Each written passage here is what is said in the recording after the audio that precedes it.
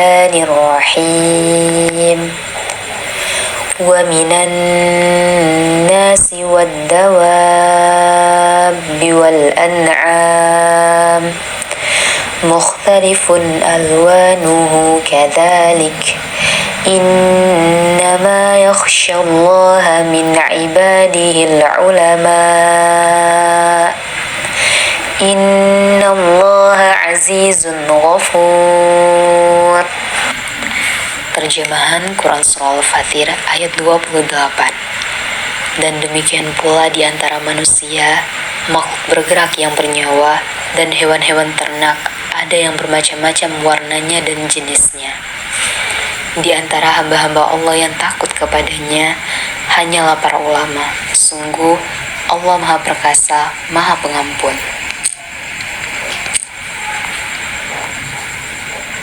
Penjelasan mengenai ayat ini yaitu, ayat ini menjelaskan tentang kekuasaan Allah dalam menciptakan berbagai jenis makhluk hidup, khususnya hewan. Ayat ini secara jelas menunjukkan bahwa Allah menciptakan seluruh makhluk hidup dengan berbagai macam warna dan jenisnya. Perbedaan warna dan jenis ini bukan hanya terdapat pada manusia, tetapi juga pada hewan-hewan yang hidup di darat, air maupun udara. Ayat ini mengajak kita untuk merenungkan keanekaragaman makhluk hidup, khususnya hewan. Allah Subhanahu wa Ta'ala menciptakan berbagai jenis hewan dengan warna, bentuk, dan sifat yang berbeda-beda. Hal ini menunjukkan kekuasaan dan kebijaksanaan Allah dalam penciptaan. Teman-teman, kali ini kita akan membahas tentang pembuatan dadia. Dadia itu merupakan makanan tradisional dari Minangkabau, Sumatera Barat, yang terbuat dari susu kerbau yang difermentasi secara alami. Susu kerbau yang telah diperas, yang dimasukkan ke dalam wadah, kemudian dimasukkan ke dalam wadah bambu yang bersih. Wadah bambu tidak dibersihkan karena bagian dalam wadah bambu memiliki mikroorganisme yang membantu dalam fermentasi dadia. Serbuk-serbuk dalam wadah bambu menghasilkan bakteri baik yang membantu dalam fermentasi susu kerbau tersebut. Wadah bambu ditutup dengan plastik ataupun daun pisang yang kemudian didiamkan selama 3 hari. Cara penyajian dadia yang populer yaitu dengan dicampurkan dengan emping, gula merah, dan kelapa parut, yang kemudian disiram dengan santan dan diberi dengan es batu. Dadia memiliki kandungan gizi yang sangat tinggi. Jadi wajar saja kalau dadia dijadikan sebagai makanan tradisional yang menjadi warisan kebudayaan Minangkabau. Baiklah, Ananda semua, mari kita mengamati hewan di sekitar kita dengan melaksanakan percobaan. Yang mana tujuan dari percobaan yang akan kita laksanakan, yang pertama, mengidentifikasi berbagai jenis hewan di lingkungan sekitar. Yang kedua, bertujuan mengelompokkan hewan berdasarkan ciri-cirinya, misalnya berdasarkan cara bergerak, jenis makanan, dan lain-lain. Yang ketiga, menjelaskan pentingnya menjaga kelestarian hewan di sekitar. Nah, setelah kita mengetahui tujuan dari percobaan, yang perlu kita lakukan selanjutnya adalah menyediakan alat dan bahan. Yang perlu kamu gunakan untuk melaksanakan langkah kerja adalah alat tulis, seperti buku tulis, kertas, buku saku, dan lainnya. Kamu juga perlu menggunakan pulpen ataupun pensil yang berfungsi untuk mencatat dan menggambar. Dan kemudian kamu juga memerlukan kamera seperti kamera digital, ponsel yang berfungsi untuk mendokumentasikan hewan yang kamu temukan. Setelah kamu menyediakan alat dan bahan, kamu sudah bisa melaksanakan langkah kerja berikut ini.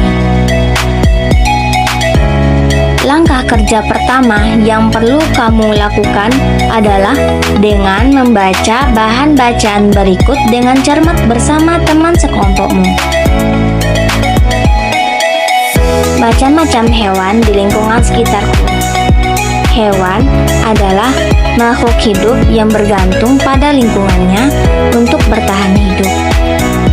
Hewan di sekitar kita sangat beragam, mulai dari hewan kecil seperti semut dan lalat hingga hewan besar seperti kucing dan anjing. Beberapa hewan hidup di darat, sementara yang lain hidup di air atau bahkan hidup di udara. Ada yang memakan tumbuhan disebut dengan herbivora.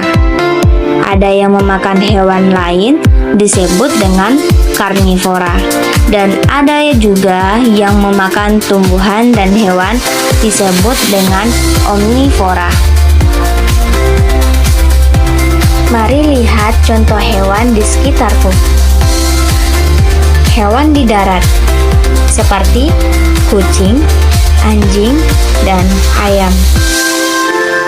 Hewan di air seperti ikan, udang, dan kepiting. Hewan di udara seperti burung, kelelawar, dan masih banyak hewan yang lainnya.